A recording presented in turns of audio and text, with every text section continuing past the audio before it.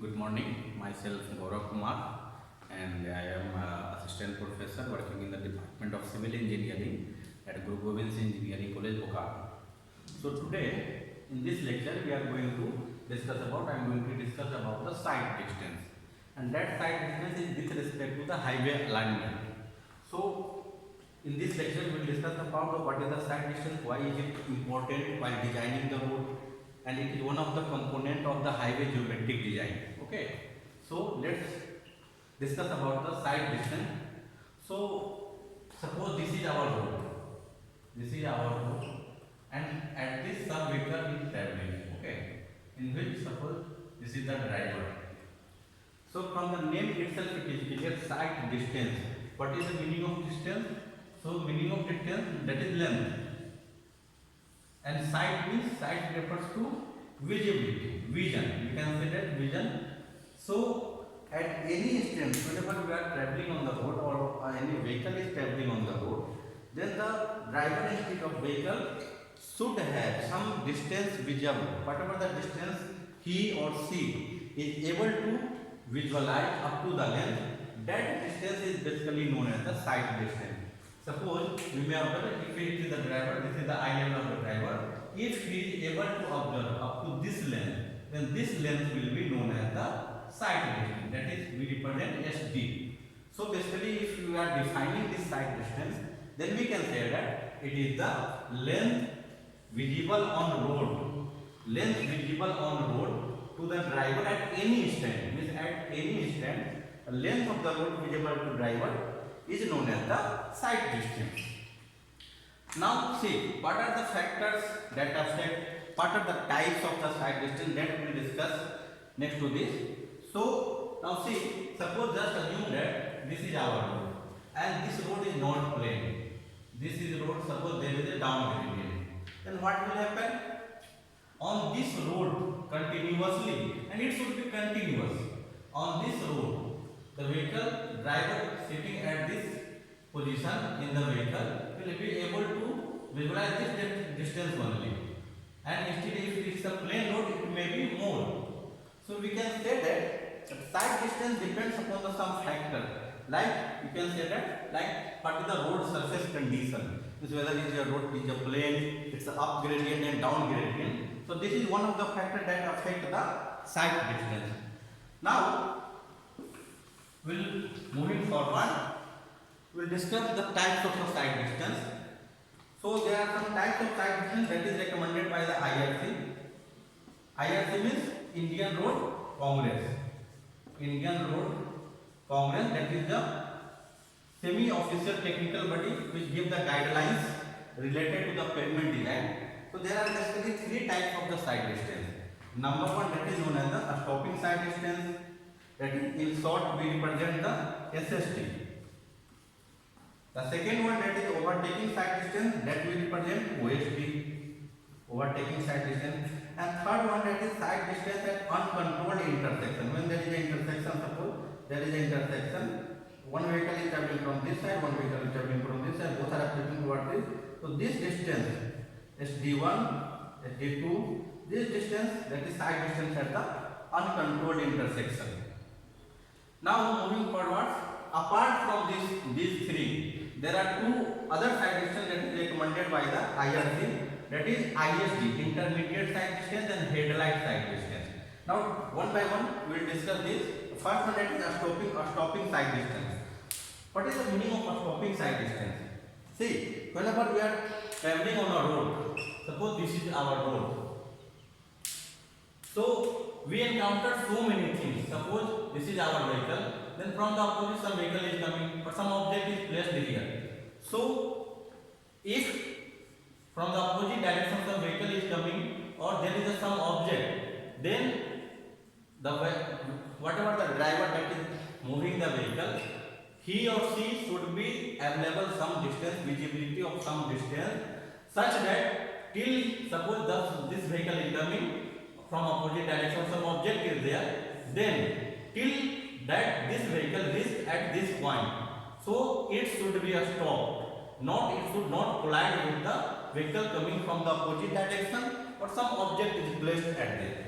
So that basically distance, it is one of the side distance only, but because we are talking about that there should be no collision, sufficient distance should be available.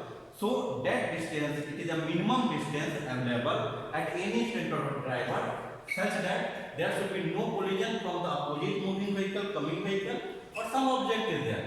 That is known as the SST. Now there is a one recommendation that it is with respect to the eye level of the driver, that is 1.2 meter from the road surface. So if we are talking about the SST, that is a stopping side distance. So by definition we can say that it is the minimum distance visible to driver having eye level 1.2 meter above the road surface, such that no collision, head-on collision, we can say that head-on collision should be there with opposite coming vehicle or object of height 0.15 meter minimum. If there is object having height 0.15 meter, there should be no collision with that object and the vehicle coming from the opposite direction. Okay, so this is the SST. Now see what happens when we are traveling on the road. What happens? Suppose if I see any object or any vehicle coming. So what we have to do, we have to stop the vehicle to avoid the collision, or we have to slow the vehicle, we start. Now the situation is, what we do generally, we see something. If you are seeing something, object, this is vehicle, we have seen there is object is here. It takes some time to visualize that okay, that object is there. So what should we do? It takes some time, it gives sense, and it will take some time to realize that we have to apply the brake. But after just visibility of this object, not at that instant only, we apply the brake, but it takes time. Now we should till that we move some forward distance. Now after reaching some forward distance, we start apply brake, and what we do? We after application of brake, at that point reaching our velocity reach to 0 and we get a stop. So we can start this total distance, that is a stopping side distance, we can make part in two parts. That is the first one distance, that we can say that at this point we have seen the situation that some vehicle is coming from the opposite direction or there is some object. So from that point that we didn't apply the brake, just we are thinking about that we have to apply the brake. That is we are lagging in the situation. So this distance we can say that lag distance. And till reaching lag distance, it will take some time. Let us represent that time as a t time, and that t time is known as the reaction time. And it depends on the type of driver also, type of the road surface also, the speed of the vehicle also, and that is recommended by the IRC. That is we should take. Then there is a range that is 0.5 to 4 seconds, but we should take the t reaction time as t equal to 2.5 seconds. So that is, so in the reaction time we travel some distance till this. During reaction time we didn't apply the brake. Just we are thinking about that we have to apply the brake. After that we will apply the brake, and after reaching at this point our vehicle gets a stop and our velocity of the vehicle will be 0. So now our vehicle will be stopped. So this we can say that braking distance. Why braking distance? Because we applied the brake, and due to application of brake our vehicle will take some time to make the stop. So we can say that the basically SST is a combination of lag distance plus braking distance. Now one by one we will try to calculate these two. Now what happens in the lag distance? The vehicle is traveling with the same speed. Whatever vehicle speed was traveling from earlier, that vehicle driver is traveling with the same speed. No, there is no change in the speed of the vehicle. So this, and up to time t, from this instant up to time t, that is up to reaction time. So if the vehicle speed was kept v and reaction time is t, so then we can say that d1, that is lag distance, it will be equal to v into t, where v is the speed of the vehicle and a small t is the braking, a small t is the reaction time. Now the second part of this stopping side distance, that is braking distance. Now what happens during brake? Basically if you are traveling at some speed, then what will happen during brake? As we apply the brake, as suppose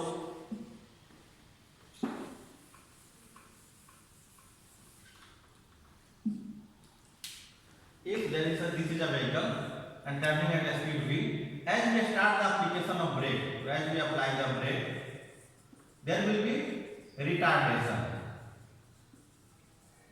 and as we know that when there is a movement, friction force work. So what we are trying to do, we are trying to stop the vehicle. So in this, what will happen? There will be change in our kinetic energy, and we know that whenever there is a change in kinetic energy, there is always a work done. So and that is equal to work done equal to change in kinetic energy. Kinetic energy delta, you can say delta Ke. So by using this relation, we will try to find out the d2. So as we know that work done equal to change in kinetic energy, and in this what work done, and we know what is work done. That work done is nothing but force into displacement.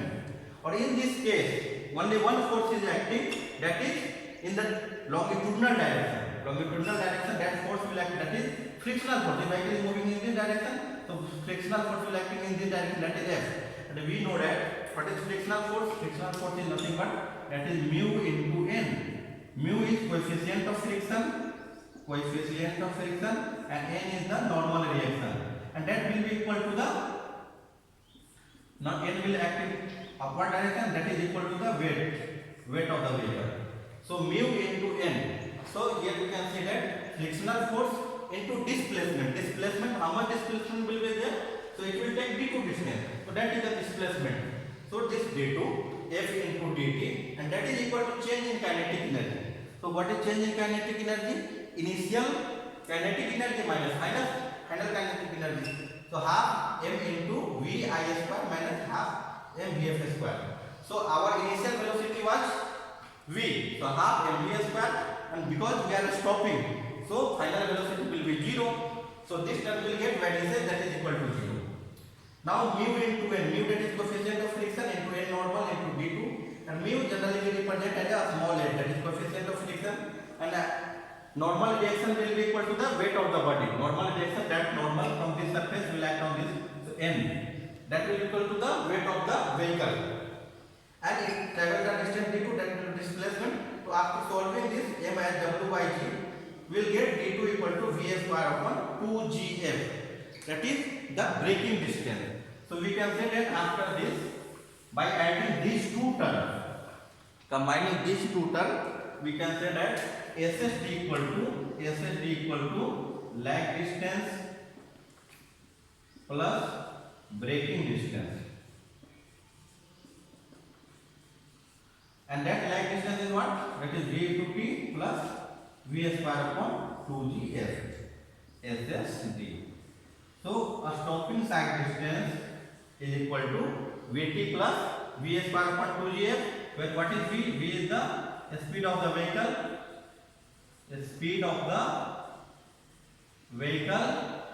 T is the reaction time, that is 2.5 seconds, and G we know, G as the acceleration